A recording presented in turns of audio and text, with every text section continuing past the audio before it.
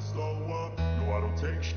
I got no love for the fakeness. If you wanna play tough and wanna hate this, I'll always show up.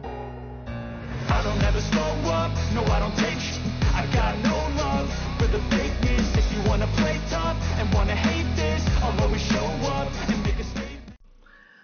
ببینید بچه‌ها، مهمترین چیز در انتخاب رشته اینه که شما شخصیت خودتون رو بتونید بشناسید.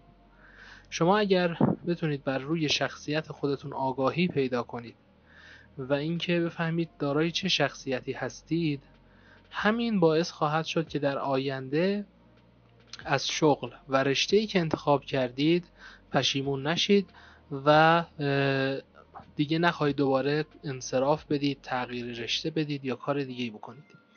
این شخصیت شناسی ها هم با توجه به سنی هست که الان دارید و قاعدتاً خیلی میتونید تغییر کنید و حدوداً 60-70% میتونید روی اینها سرمایه گذاری کنید و تست هایی که بنده ازتون میگیرم رو معتبر بشناسید.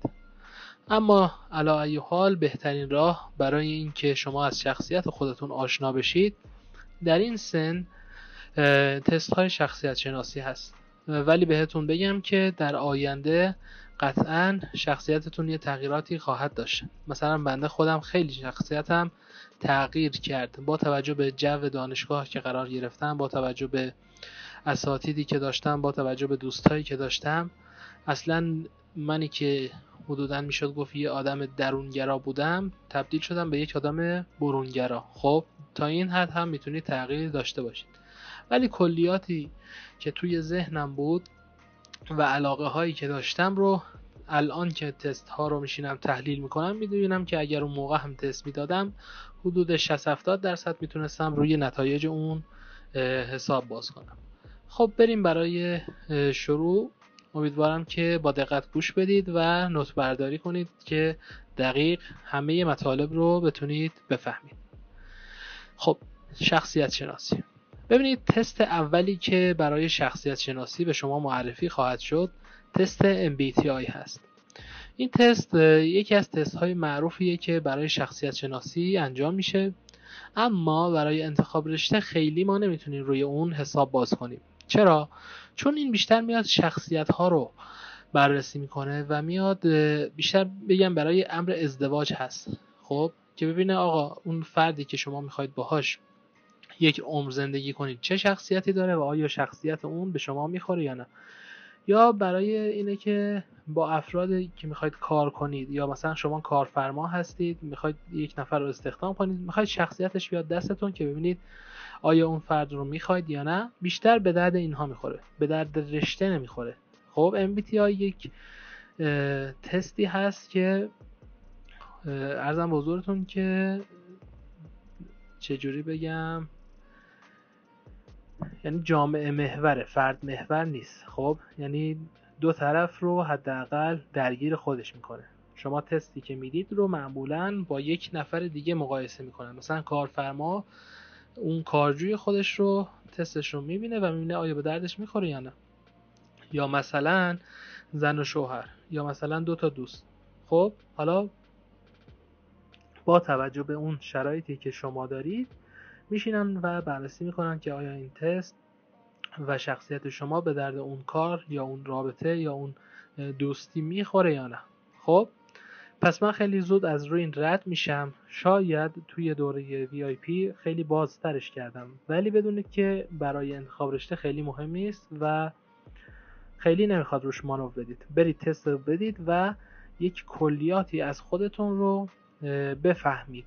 خب ولی نمیشه روی نتایجش خیلی حساب باز کرد و این رو هم بخوایم باز کنیم خیلی، مثلا دکتر شیری رو اگه نگاه کنید دوره های MBTIش حدوداً 1 میلیون خورده 2-3 میلیون هست. خب و مباحث بسیار پیچیده‌ای داره، ولی به طور کلی تستاش رایگان در همه جای اینترنت هست و شما میتونید برید بدید و از نتایج اون استفاده کنید. ما روی تستای بعدی بیشتر مانور میدیم، ولی این تست هم لازمه. یه تست پایه‌ای هست که بهتر خودتون بدید و با شخصیت خودتون آشنا بشید. توی دادن تست ها هم حتما صداقت رو رعایت کنید، چون دیگه زندگی خودتونه و اگر صداقت رو رعایت نکنید و چیزی که دوست دارید رو بزنید به جای اون چیزی که هستید، قطعاً بعداً پشیمون خواهید شد. ببینید معیارهای اصلی این تست 4 تا هستن. خب اولیش اینه که میاد بررسی میکنه آیا شما درونگرایی یا برونگرا. نمیتونیم بگیم که یک آدمی 100% درونگراست یا یک آدمی 100% برونگرا، ولی 1% از درونگرایی به شما داده میشه و 1% هم از برونگرایی. حرفهای اولی رو هم که اینجا مینویسه مثلا آی و ای نشانه هایی هستن که بعداً متوجه خواهید شد. پس مثلا یک آدمی 67% برونگرایی داره، میشه گفت برونگرایی، میشه گفت اون فرد یک کمی برونگراست، ولی نمیشه گفت درونگرا نیست، چون 67% درصدیه که خیلی زیاد نیست. ولی مثلا یکی 90% برونگراست، 10% درونگرا، اینو آره میشه گفت آدم خیلی برونگرایی. باید حالا تست رو بدید و مشخص کنید که چجوری هستید. تستاش هم رایگان هست و حالا منابعش رو بهتون معرفی خواهم کرد.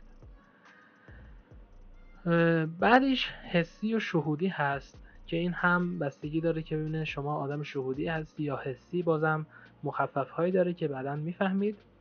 احساسی یا منطقی بودن شما رو بررسی میکنه، بازم 1% میده و مطلق نخواهد گفت که شما حسی هستید یا منطقی، یا احساسی هستید یا منطقی، شهودی یا حسی، ولی 1% میده و اون درصد بیشتره رو میتونید مورد بررسی قرار بدید. و یکی هم ادراکی و قضاوتگر که باز هم اینجا میبینید مخفف هاش رو نوشته. حالا چرا مخفف می نویسه؟ به خاطر اینکه شما رو میاد دسته‌بندی میکنه با این چیزی که مخفف هایی که هست، 4 تا حرف رو به شما خواهد داد و شما اون 4 حرف رو که در کنار هم بذارید، یکی از شخصیت های 16 گانه رو میشه به شما اطلاق کرد. اما قطعا ما توی این 7 میلیارد 8 میلیارد آدم روی کره زمین 16 تا شخصیت نداریم، خیلی بیشتره، ولی میشه گفت شما به اون شخصیت نزدیکتر هستید. پس برای اینکه بفهمید که شخصیتتون چیه، 4 تا مخفف به شما داده میشه. مثلا میگه که شما ISTJ هستید، یعنی تدارکاتچی. برای هر کدومش هم یک شغل میگه و حالا ویژگی های هر شغلی رو هم توی اینترنت باز هست، میتونید برید مطالعه کنید و من اینجا خیلی نمیخوام باز کنم چون وقت ویدیو اجازه نمیده. خب حالا یه تقسیم بندی دیگه ای که اون گفتم معیارهای اصلیش 4 تا بود، حالا تقسیم بندیش هم اینجوریه که 16 تا شخصیت داریم و در 4 دسته شما رو میاد جا میده. دسته اولی که شما رو جا میده تحلیلگران هست، یعنی میگه شما جزو دسته تحلیلگران هستید که توی این تحلیلگران ما 4 تا شغل داریم، یکی فرمانده، یکی منطقدان، یکی معمار، یکی مجادله‌گر، که مخفف‌های 4 گانش رو بعد از تست که به شما داد میتونید اینجا ببینید و به شما یک شغل اطلاق میشه و میتونید برید ویژگی‌هاش رو بخونید. حالا سایتی که من بهتون معرفی میکنم ویژگی‌هاش رو هم زیرش مینویسه، نمودار بهتون میده و اینکه میفهمید که چه کاری رو انجام دادید و شخصیتتون چجوریه. حتی کار رو بهتون پیشنهاد میده، البته رو اون کارش خیلی حساب باز نکنید، رشته رو هم یکم حساب باز نکنید، ولی برای ازدواج و رابطه و اینا اون خیلی مهمه. دسته بعدی دیپلمات ها هستن که باز هم 4 تا بخش داره: پیکارگرها، قهرمانها، میانجیگری ها، حامی ها. دسته بعدی نگهبان ها هستن و میتونید اینجا ببینید مجری، مدافع، تدارکاتچی که عرض کردم اینجا آورده و سفیر. و دسته آخر هم کاوشگران هستن که شغل‌های مثل کارآفرینان، ماجراجوها و غیره رو اینجا براتون آورده و میتونید ببینید. حالا هر کدوم از اینها ویژگی‌های خاصی دارن که بهتون خواهم گفت. برای ثبت نام باید شما برید داخل سایت کارجو و اونجا ثبت نام خودتون رو تکمیل کنید. خب برای دادن تست MBTI میتونید بیاید فارسی سرچ کنید تست MBTI. خب اولین تستی که میاد ایران تالنت هست. خب اینجا میتونید برای خودتون تست رو بدید، ولی حالا ما کاری با این نداریم.